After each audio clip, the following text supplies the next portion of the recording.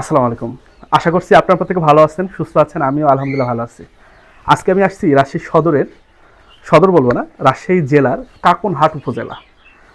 এখানে তরুণ একজন উদ্যোক্তা, সে আমার স্টুডেন্ট, খুব কাছের স্টুডেন্ট। আমি যখন একাডেমিতে রাজশাহীতে পড়াতাম, সে আমার কাছে পড়তো এবং সে ঢাকায় একটা ভার্সিটিতে পড়াশোনা করে। এর পাশাপাশি সে কিন্তু কৃষিতে আসছে। তো আমরা বরাবরই বলে থাকি আমি যে তরুণ উদ্যোক্তারা যখন, শিক্ষিত উদ্যোক্তারা যখন আমাদের এই কৃষি সেক্টরে আসবে, তখন কিন্তু এই কৃষি সেক্টরটা আমাদের অনেক দূর এগিয়ে যাবে। এবং বর্তমান যে কৃষি সেক্টরের বিভিন্ন জিনিসের আমরা দাম কম পাই, কারণ আমাদের বিভিন্ন প্লেস নাই, কোথায় বিক্রি করবে সেই জায়গাটা নাই। এই নতুন উদ্যোক্তারা যখন আসবে, এনারা কিন্তু এক্সপোর্টের বিভিন্ন অপশন তারা তৈরি করবে। এবং এক্সপোর্টের যখন তারা বিভিন্ন অপশন তৈরি করবে, বিভিন্ন মার্কেট প্লেস তৈরি করবে, সেক্ষেত্রে কিন্তু আমরা অটোমেটিকলি গোটাল বাংলাদেশের খামারিরা কিন্তু সুফল ভোগ করব। তো আমি আজকে তার সাথে কথা বলবো এবং শুনবো যে তার এই পরিকল্পনার উদ্দেশ্য কী, সে কোন অনুপ্রেরণায় এই খামারটা শুরু করছেন, কিভাবে সে প্রথমে শুরু করছে, কোন কোন হাট থেকে সে ক্রয় করছে, তার ভবিষ্যৎ পরিকল্পনা কি। যেহেতু আমি তার টিচার, তার প্রতি অবশ্যই সবসময় শুভকামনা, অল টাইম দোয়া তো থাকবেই। এর পাশাপাশি আমি আপনাদের থেকে পুরো জিনিসটা শুনে নিচ্ছি। কি খবর না তা? আসসালামু আলাইকুম ভাই। কেমন আছিস ভাই? ভালো ভালো আছি ভাই। ভালো আছিস? আচ্ছা, তুই কবে আসছিস ঢাকা থেকে? আমি তো আজকে আপনার গতকালকে রাতে। গতকালকে রাতে। আচ্ছা, তুই এই যে খামারটা যে শুরু করলি, তো এটার প্রথম অনুপ্রেরণাটা কোথা থেকে পাইছিস? অনুপ্রেরণা তো ভাই ছোট থেকে গরুর উপর একটা কি বলে অ্যাট্রাকশন থাকে না, গরু দেখলে দেখা। আর হলো অভ্যাস হচ্ছে কোরবানির টাইমে ছোট থেকে যেতাম। আর আব্বুরা চাচারা যখন কোরবানি দিত তো ছোটবেলায়, তখন তো সিরিয়ালে ঢোকার সুযোগ ছিল না, বাইরে বসে থাকতাম বা অভ্যাসভাবে।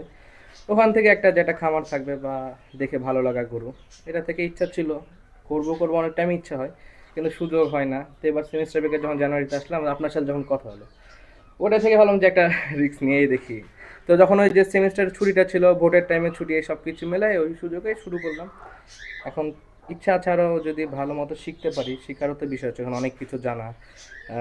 তো যদি ভালো মতো হয় ইনশাল্লাহ একটু বড় করে ভবিষ্যতে করার ইচ্ছা আছে। এটা হলো একটা পরীক্ষামূলক, শিখি মাশাআল্লাহ। এখান থেকে অভিজ্ঞতা হোক, তারপরে ভবিষ্যতে দেখা তো যাবে। তো এখানে এখন 10টা আছে। জি ভাই, 10টা আছে। 10টায় তোর ইনভেস্ট কত টাকা? 10টা ইনভেস্ট গরু নাকি সব কিছু মিলে? সব কিছু গরু গরু কত ইনভেস্ট? গরু আছে প্রায় 7.5 লাখ টাকা মতো। 7.5 লাখ, আর বাকি আনুষঙ্গিক? আনুষঙ্গিক আমার খরচ আছে এখানে 2.5 লাখ। প্রায় 2.5 লাখ, মানে 2.5 লাখ, অলমোস্ট 10 লাখ, 10 লাখ। 10.5 লাখ টাকা আমার মনে হয়। 10 লাখ, 10.5 লাখ টাকা, আবার খাবার তো আছেই। খাবার টাবার ওগুলো সব আলাদা হিসাব আচ্ছা, আছে। কোন কোন হাট থেকে কিনেছিস সেগুলা? আমি হলো দুইটা হাটে করেছি, একটা হলো সিটি হাট আর হলো চৌবাড়ি হাট। চৌবাড়ি হাট। হ্যাঁ, মূলত আমি দর্শকদের অনেক সময় বলি যে সিটি হাট খামারিদের জন্য না, এটা ব্যবসায়ীদের জন্য। এটা আমি প্রথম দিনেই বুঝতে পেরেছি। আচ্ছা, দাম কি কোন হাটে বেশি পাইছিস, চৌবাড়িয়াতে না সিটি হাটে দাম বেশি? আমি চৌবাড়িতে ভালো ডিল পেয়েছি। মানে কম ডিলটা টাকায়? চৌবাড়িটা ভালো ছিল, কারণ ওখানে দালালের চাপটাও কম ছিল, কিনা সুযোগ ভালো হচ্ছে। আর সিটি হাটে তোর? সিটি হাটে একটু প্রেশার হয়েছিল ফার্স্টে, বাট সিটি হাটে মোটামুটি খারাপ হয়নি। ওই দিন একটু চাপ কম ছিল, ভোটের আগের টাইমে কিনেছিলাম, খারাপ হয়নি, মোটামুটি ভালো ছিল। আচ্ছা, তুই যে 10টা গরু কিনছিস, সর্বোচ্চ কোনটা দাম? সর্বোচ্চ দাম হচ্ছে ওই লাল টাইপ, যেটা এখন মানে যেটা হলো যে তোর এক ক্রস, জি জি জি রেড চিটাগাং ক্রস, জি, কত ওইটা পড়ছিল ওটা? ওই হলো 99। 99,000। আর সর্বনিম্ন তো এই যে এইদিকে তোর ছোট, হ্যাঁ, এই যে দুইটা মানে অনেকটা ভুট্টু গরু টাইপ। হ্যাঁ, ওটারই বয়স বেশি সবচেয়ে।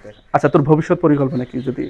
ভবিষ্যতে এখান থেকে যদি আমি শিখতে পারি যে আমার সব কিছু জানা হয়ে গেল, বা যদি দেখি লাভ হচ্ছে বা সব কিছু মানে প্রপার ওয়েতে যদি হয়, ইনশাল্লাহ ভবিষ্যতে আপনার কথা বললাম, ওই সাইডে জায়গা আছে, ওই সাইডে বড় প্রজেক্ট করবো।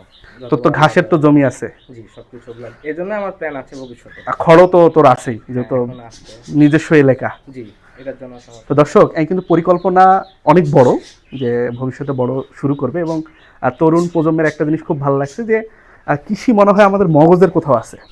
আমি মনে করি যেহেতু আমাদের আদি যারা আছে, মানে আমাদের অনেক নবীরা ছিল কৃষির সাথে যুক্ত ছিলেন, তো আমাদের হয়তো মস্তিষ্কে কোথাও আছে যে আমরা শেষ বয়সে বা একটা নির্দিষ্ট টাইম অতিক্রম করার পর আলটিমেটলি সবার লাইফ গোল যে সেটাই। একটা ফাঁকা জায়গা, একটু গরু ছাগল পালন করব, পুকুর থাকবে, হ্যাঁ, হাঁস মুরগি চড়ে বেড়াবে, এই জিনিসটা ফিল করি।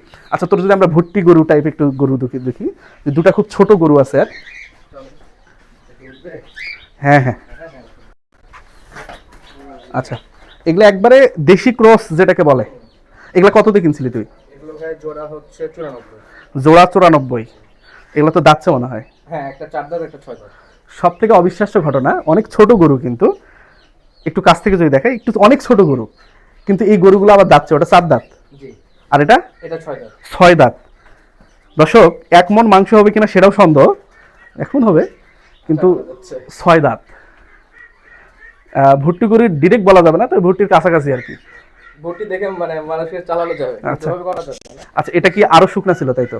একটু শুকনা ছিল, আরো শুকনা ছিল সেই জন্য মানে নিয়েছিলাম যে একটু সাইজ বড় তো হবে না, যাতে মাংস টাংস লেগে মোটা সোটা গোল গাল যেতে হয়। মানে আমাদের দেশি যে এক, এটা মীর কাদিমের হালকা ক্রস আছে, যে গায়ের যে বর্ণ আমরা জানি যে সাদা, এবং এখানে এই যে হালকা বেগুনি কালার হয়, হালকা একটু লালচে আভা আসে, হালকা কিছু মীর কাদিমের একটু বৈশিষ্ট্য আছে। তো মীর কাদিম না, আমাদের একবারে দেশি যেটাকে বলে দেশি, এবং এদের বৃদ্ধি কিন্তু খুব কম।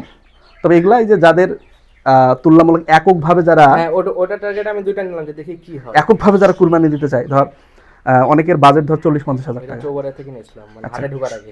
আচ্ছা, না রাস্তা থেকে। এটা জিতছিস আর কি, তুই চাইলে তুই নিজেও আর কি কুরবানি দিতে পারবি।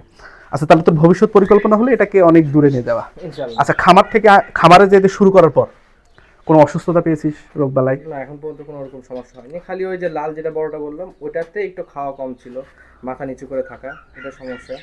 তবে আপনার সাথে যোগাযোগ করে ইনশাআল্লাহ ওগুলো তো হবে। আচ্ছা, কোনো সমস্যা নেই। তো আপনারা যারা খামার করবেন, খামার করার আগে অবশ্যই কিন্তু কারো না কারো থেকে পরিকল্পনা নেবেন। এই কিন্তু অবশ্যই আমার সাথে কথা বলছে আগে, শুরু করার প্রথম থেকে আপনার হ্যাঁ, সাথে কথা হয়েছে। প্রথম থেকে কথা বলছি। আজকে কিন্তু আমি আরও কাছ থেকে আসছি পুরোটা দেখার জন্য, প্রত্যেকটা গরু ইন্ডিভিজুয়াল দেখার জন্য, খামারের পুরো ব্যবস্থাপনা দেখার জন্য। তো আপনারা যদি খামারের ব্যবস্থাপনাটা ঠিক করতে পারেন, ভ্যাকসিনগুলো যদি ঠিক মতো দেন, আপনার 90% রোগ আগে থেকে নাই। রোগ বালায় যদি আপনারা টাকা কমাতে পারেন, যে গরু প্রতি ধরলাম একটা বাজেট থাকে অনেকের, যে 3 মাস বা 4 মাস পালবো, গরু প্রতি 1000, 1500, 2000 টাকা একটা মেডিসিন প্রতি বাজেট থাকে। তো মেডিসিনের বাজেটটা যদি কোনো কারণে জিরো করা যেতে পারে, জিরো করা অনেক কঠিন, যদি জিরো করা যায় তাহলে এই পুরোটাই কিন্তু লাভের মতো থাকে। তন্নব, জি ভাই, তো শুভকামনা থাকলো। ইনশাআল্লাহ। আশা করি তোর ওই যে পাশে যে 10-12 বিঘার জমিটা আছে, ইনশাআল্লাহ আশা করি ওটাতে এক সময় তুই দে। অনেক দোয়া, শুভকামনা, পাশে তো আছি। ইনশাআল্লাহ ভাই। তো আমাদের স্টুডেন্ট খুব কাছের, আমার যেহেতু একাডেমিকে পড়ছে আমার কাছে, ইন্টার ফার্স্ট ইয়ার সেকেন্ড ইয়ারে, আপনারা সকলে এর জন্য দোয়া করবেন, অনেক বড় হোক। দোয়া থাকলো, শুভকামনা হলো।